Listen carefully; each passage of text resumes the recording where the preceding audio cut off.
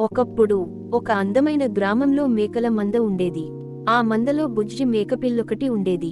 వయసులో చిన్నదైనా తెలివితేటల్లో మాత్రం పెద్దవాళ్లకు ఏమాత్రం తీసిపోని చురుకైనది.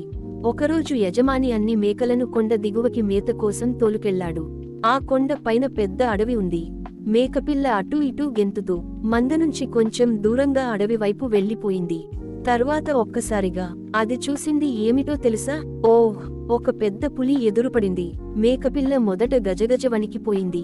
కాని వెంటనే గుండె చిక్కబట్టి ధైర్యంగా నిలబడింది. పులిరాజా, ఒక్క నిమిషం ఆగండి.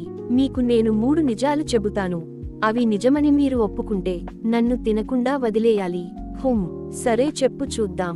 మొదటిది, నువ్వు మిగతా పులులతో చెబితే ఈ రోజు నాకు ఒక మేకపిల్ల ఎదురుపడింది, కాని నేను చంపకుండా వదిలేశాను అంటావు కదా. అవి నమ్మవు కదూ. రెండో నిజం, నేను మా మేకలతో చెబితే ఒక పులి నన్ను తినకుండా వదిలేసింది అంటాను కదా.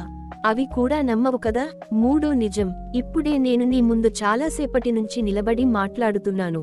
నువ్వు నన్ను చంపకుండా ఉన్నావు అంటే నువ్వు ఇంతకు ముందే తిన్నావు. నీకు ఆకలి లేదు.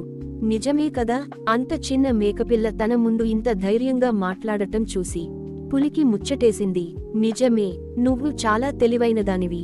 పో మేకపిల్ల, నిన్ను వదిలేస్తున్నాను. మేకపిల్ల హమ్మయ్య అని ఊపిరి పీల్చుకుంది. ఇక ఎప్పుడూ అమ్మని వదిలి దూరంగా వెళ్ళకూడదు అనుకుంటూ పరుగెత్తుకుంటూ తన మంద దగ్గరకు చేరింది. చూశారా పిల్లలు, తెలివి, ధైర్యం ఉంటే పెద్ద ప్రమాదాల్ని జయించొచ్చు.